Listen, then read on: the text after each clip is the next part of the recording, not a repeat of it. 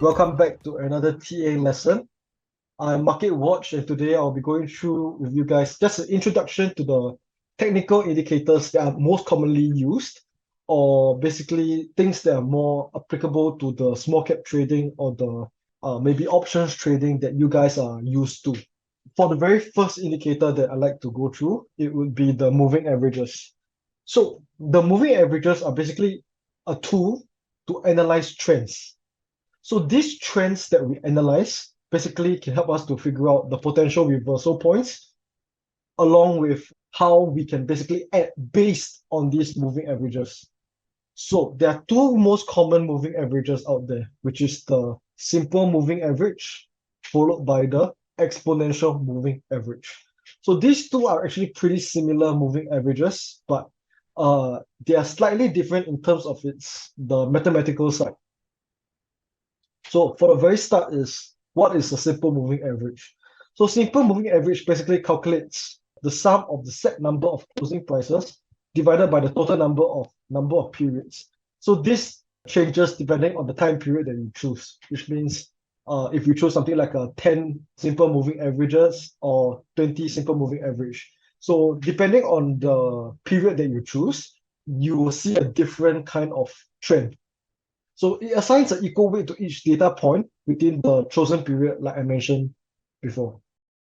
The next one is the exponential moving average. So the exponential moving average, on the other hand, gives more weight to recent prices, making it more responsive to changes in the price trend. So basically, the main difference between the simple moving average and the exponential moving average would be the reaction to price. So you'll tend to see that the lines tend to follow price a little bit more closely for exponential moving average. The first of all, one of the most common concepts used by moving averages is basically to identify the bullish and bearish periods. So the first thing that we want to look at sometimes is when something is bullish, right? So you can't just say that when price is above a certain moving average, you would say that, oh, just because like let's say XYZ stock is currently above the 21 moving average, therefore it's bullish, right? We need some form of confirmation. So one of the better confirmations that we like to use is bullish crossover. So this occurs when a short-term moving average crosses above a long-term moving average. So this signifies a potential upward momentum and a bullish trend reversal, right? The confirmation in this case for the bullish trend reversal would be when the short-term moving average actually starts to move above the long-term moving average. When I mention short-term or long-term, right, this actually can differ from people to people, right? So sometimes you want more of a short-term trading, like a day trading concept. You want to see when something is just slightly bullish, we will use maybe something like a 9 EMA and a 21 EMA crossover. Then if you want to see something bullish on a larger scale, you will use something like a 50 EMA and a 200 EMA crossover, right? So the whole point is that as long as the shorter EMA is crossing above the longer EMA, it's a bullish sentiment. So vice versa, for bearish crossover, when the short-term moving averages crosses below the long-term moving average, that's when you see a potential downward momentum and a bearish trend reversal. So these are like confirmation signals that you can see when a stock is turning bearish or when a stock is turning bullish. So once again, you can't just use something like this as just an only way for you to enter, but it's a good sign that let's say you entered something previously and then you see a crossover in your favor. That's how you know that, okay, I can kind of hold it longer because I have now the added confirmation that something is now more bullish or more in my favor, right? So the golden cross, as you can see here, okay, the golden cross is actually what people term when the 50-day simple moving average crosses over the 200-day simple moving average. So this actually signifies a potential shift from a bearish to a bullish trend. So this is very common because traders often use this as a confirmation to enter long positions. But like I mentioned before, when something like this happens, it's just more of a confirmation rather than adding right because you saw something like this happen, right? You need to add different forms of confluence, such as a strong momentum trend, right? A level or a good trend. right? So the golden cross basically just provides the confirmation of a bullish trend, but you still need something like a level to tell you that that price is a good price to enter, right? So things like this is something that you have to consider when you're trading using moving averages. So now the next thing is the death cross, right? So the death cross is the direct opposite of a golden cross, is when the 50-day crosses below the 200-day. So this actually indicates a bearish momentum, right? So for people who trade options and stuff like that, they tend to look at this as an opportunity to short the market. But for us, who most of us trade small cap stocks and we don't short the market, basically when we see something like a death cross happening from our previous holdings, we tend to be more cautious and not to maybe cut our position, or maybe we will just be more tight with our stop loss. Because seeing a death cross most of the time could mean that we are approaching a very, very bearish sentiment, right? So apart from that, moving averages can also be used to identify trends and act as dynamic support and resistance levels on the price chart, right? So what I mean by that is that some of you are familiar with the idea of drawing trend lines, where it's just a diagonal line sometimes that you plot on each turning point, right? But you can see a moving average as a dynamic trend line, whereby it's moving in accordance to the price action. These trend lines basically allows you for potential areas to act as support. So when something is going upwards in trend, sometimes they will tend to follow a certain moving average. And in that time, you're actually able to add on those uptrend movement when you add on the moving averages itself, right? As a potential play for the uptrend. So knowing that, okay, let's say two things have to happen first, right? The first thing would be that maybe a golden cross happens, and then now we are officially in uptrend, which means that maybe the 50 EMA now it's the trend line for the uptrend. So every time when prices touches the 50 EMA while it's still in the bullish trend, it will have a higher probability that we could see a bounce off the 50 EMA towards the upside to create, something like a higher high style situation, as you can see here. So seeing this upwards trend, right, is a good sign for you to look for a trend line. So in this case, moving averages are a very good way to use as a dynamic trend line, as you can see, as it follows the price action. So similarly, when it's downward sloping or when something is bearish, you can actually see that the trend line acts as a resistance line. So every time it touches the resistance, it tends to fail, it tends to fail, it tends to fail. So a lot of times, for us who are trading small cap, when something is downtrending like this, right, we are waiting for a breakup of the downtrend. So we are waiting patiently to see price break over, a strong break especially over maybe the moving average or your drawn trend line. So when something breaks over strongly, there's a potential to see the start of a reversal. So that's something that you should keep in mind when you are trading moving averages. So as you can see here, using the moving average as support, right? When price approaches the moving average from below and bounces off the moving average, it acts as a support level. I always tell all the traders that I work with, basically, a support works until it doesn't, right? So every time it touches it, it touches it, it touches it, it most likely means that because a trend line doesn't last forever. That's something that you all need to understand, right? So let's say you missed out the first few, right? As it keeps bouncing and bouncing and bouncing, eventually there's a chance that it might break down, right? So you can't just add on trends just blindly like that. You have to account for a lot of different things such as volume, right? To see whether there's still volume in the stock for it to be uptrend. Maybe looking at the overall sentiment of the stock, right? If a stock has like some form of bullish sentiment to it, for example, news, so it can still be a viable play to add on the moving average trend line. But if things start to turn bearish, overall sentiment changes and stuff like that, maybe adding on the trend line might not be the best option because it just means that you could break the support at any time, right? So as always, you got to be very careful and don't just take like one indicator as a magical indicator that will potentially make you a lot of money, right? You have to account for many different aspects when you're trading. So same thing, the moving average as resistance, like I mentioned, it will prevent the stock from moving higher, right? Every time it touches the moving average, it bounces down, right? It just goes down, goes down. So if you're trading something that is shortable, it's something that you would consider shorting at the trend line, at the resistance trend line. However, for those who are trading small cap, right, we are most often watching it to break for the downwards trend. So when downwards trend is broken, it could potentially mean a sign of a reversal. Now, so the application that we have already mentioned, right, the golden cross and the death cross, is to understand the intricacies of how moving averages work and the crossovers. So you must see them as tools, like I mentioned before, not as just a one-stop shop kind of indicator, right? You have to see them as just purely tools to help in your favor, right?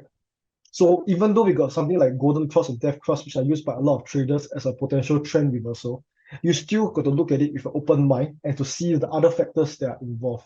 So when you integrate all these concepts, right, especially like how you treat a moving average as a dynamic support and resistance and seeing as a confirmation of bullish or bearish trend, all this will help you to further add your effectiveness of your trading. You have to have your proper understanding of how you intend to trade first, and then you add all these little tools to increase the odds of your success. So now the next indicator that we'll be going through is the RSI. So if the previous indicator that we went through is a trend indicator, this indicator would be more of a oversold, overbought kind of indicator to see something, whether the price is momentum is running too hot or where it's running too little. RSI. The RSI values basically just means that determines when something is heavily overbought or when it's oversold. So the specific number that we are looking at in this case is 70 and 30. So this changes from person to person depending on your risk appetite. There are some people who use 80-20, right? But that all depends on your individual. So in this case, we will just set the default at 70-30 first, right? So for any RSI values above 70 indicates when something is overbought, right? So when something is overbought, this actually creates a selling pressure. When something is too overbought, it creates a selling pressure. As it just means that it's due for a price correction. So similarly, when something is oversold, right, in this case, when the RSI value is below 30, it suggests that the asset might be undervalued and it's due for a potential bounce. So when I mean by it's due for a potential bounce, I mean that when something is so heavily oversold, it becomes suddenly very cheap in that sense. So when something is very cheap, it will create a sudden buying pressure, which might cause a potential bounce. So the implication in this case, right? So the overbought condition may signal for potential reversal to the downside or a pullback, while the oversold conditions may indicate a potential bounce. Traders most of the time will use RSI to identify extremes in price and anticipate potential reversal. So you can see here, right? The RSI is a momentum oscillator, right? That measures the speed and change of price movement. So the key word here is the speed, right? If something were to go up slowly, right, it will not be seen as overbought because the momentum is taking its time to go up. It's not pumping fast, right? It's pumping slowly. So that's the key thing that you need to understand. If something pump up too fast, too hard, most of the time you will see a very major spike down, like you can see in this case. So it's very important for you to understand that overbought does not just mean when price goes up. Overbought must include the concept of speed as well. So there's things like RSI divergence, right, which basically helps you to identify the momentum of the stock. Divergence occurs when RSI and price move in opposite directions. So a bullish divergence suggests a weakening bearish momentum, potentially indicating an upward reversal. Bearish divergence suggests weakening bullish momentum, potentially indicating an upcoming downward reversal. So for those who want to use RSI on a higher, more advanced level, RSI divergence is something that you look at.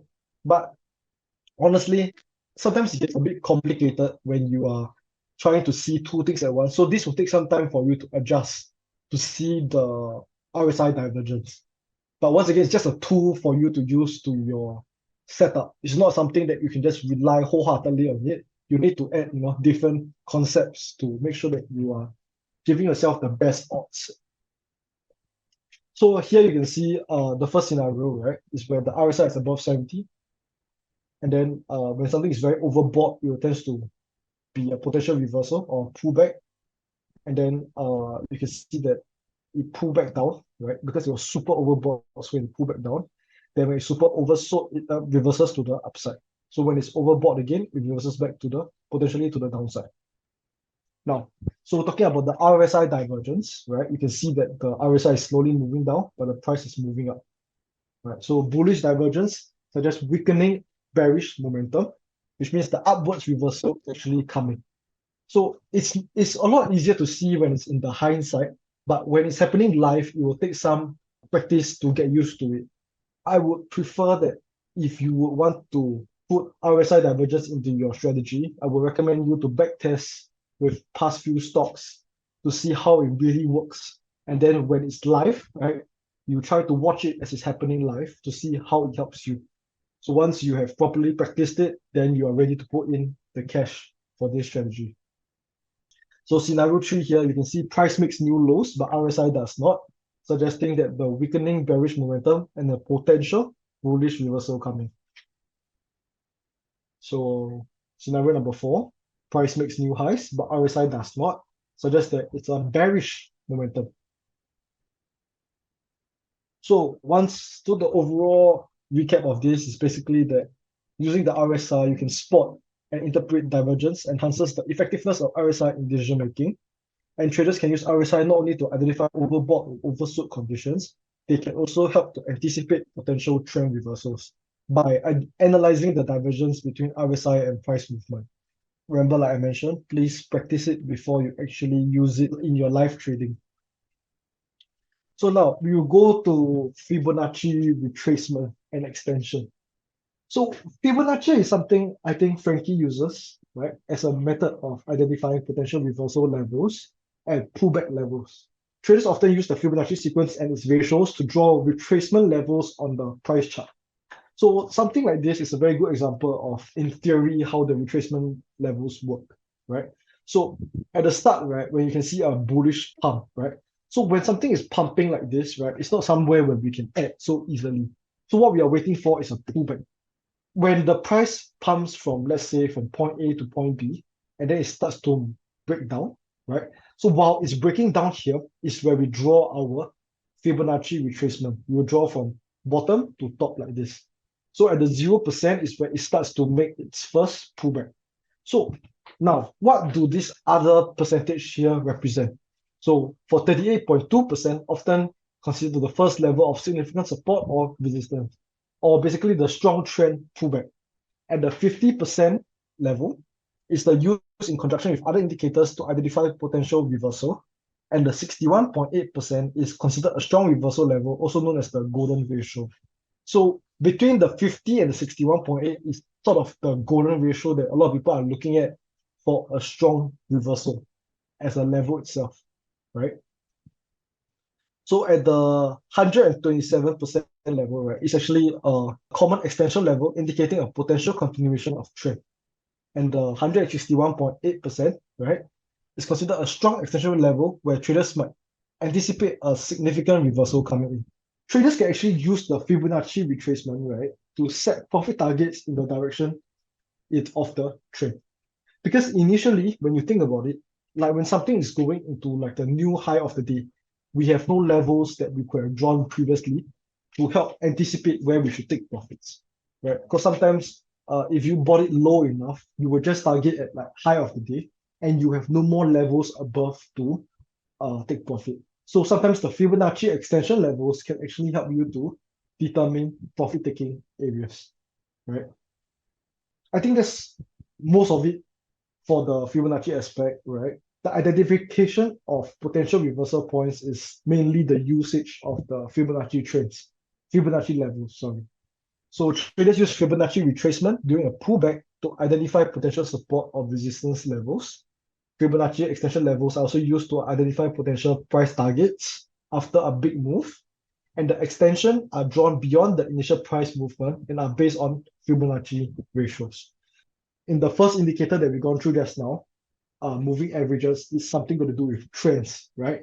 Then the second indicator, which is basically the Bollinger, is got to do with momentum, right?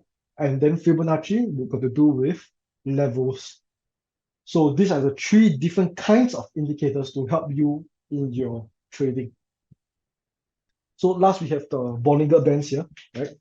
So the Bollinger Bands actually also help you to identify momentum. Just as the RSI has helped you to identify overbought and oversold levels, the Bollinger Band actually gives you more of a visual way of identifying it. So a Bollinger Band can also identify breakout points, where when the price moves outside the Bollinger Band, is considered what we call a Bollinger breakout. And traders can also use the Bollinger Band squeeze to anticipate these breakout points. So interpreting the Bollinger Bands, so the base way of looking at it is basically when something is overbought or oversold, right? So when something is overbought, right, it's when price touches the upper band, which may be overbought. And then when it's oversold, it's when the price touches the lower band. So traders uses this potential reversal points based on the overbought or oversold conditions as a way of timing their reversal plays. Talking about potential breakouts, right? So whenever a stock is having low volume, right, you will see that the bands are tightening, right? Basically, when volatility is low or when a stock is consolidating, it will tend to cause the bands to tighten. So when a stock is consolidating, the volatility is low. And when the volatility is low, it actually tightens the band. So when a band is tightening, it just means that we are anticipating a breakout to happen. So a breakout occurs when the price moves outside the bands, right? As you can see here, when high volume comes in and the price break out of the bands, that's when we see what we call a Bollinger breakout. So traders use the Bollinger Band squeeze setup to anticipate breakout points. Just as how when things are low volatility, the Bollinger Band is tightening, Bollinger Band tends to widen during periods of high volatility. So the width of the Bollinger Band is actually determined by standard deviation of the price. So for a very basic Bollinger Band setup, right, how it works is, as you can see here, right, the middle line that you see here is basically a 20 days moving average. And then the two lines above, top and below, right, are basically the standard deviation, the two standard deviation above and below of the 20 moving average. That's how the Bollinger Bands are created. One last thing about the Bollinger Band is that Bollinger breakouts are actually very specific to the play, right? As you can see, when the price actually breaks out of the Bollinger Band, it doesn't just mean that, oh, it's a Bollinger breakout. A Bollinger breakout, just like any breakout, requires a very key element, which is volume. If there is no volume spike in that time, it is not considered a Bollinger breakout. And a Bollinger breakout isn't just one candle and that's it. A Bollinger breakout normally is accompanied by a constant couple of candles to break out at the same time, which means that you continuously create an uptrend temporarily before it pull back into the Bollinger Band. So that is something for you to take note of instead of blindly just seeing when the candle is breaking above the Bollinger Band, do you consider it as a Bollinger breakout? So now, just to recap the four different indicators that we have taught today, right? That you have learned today. Basically, the first being the moving average, which is basically a trend identification, right? Which you can see when something turning bullish, turning bearish, right? And how it acts as a dynamic support and resistance. So the next one would be the RSI, right? So RSI will help you to identify overbought and oversold conditions, as well as bullish, bearish divergence as well. So the third thing is the Fibonacci levels, right? This is a levels indicator where it helps you to spot potential areas for reversals and extension levels for setting profit targets. And lastly, we have the Bollinger Band, right? Which is the similar usage as RSI, where it measures volatility and it helps you to identify same as RSI where you identify an overbought and oversold condition, and also a potential breakout setup. Thank you all for coming in today, for listening. Hopefully this has helped you a little bit, at least give you a direction of where to go. All right, good night.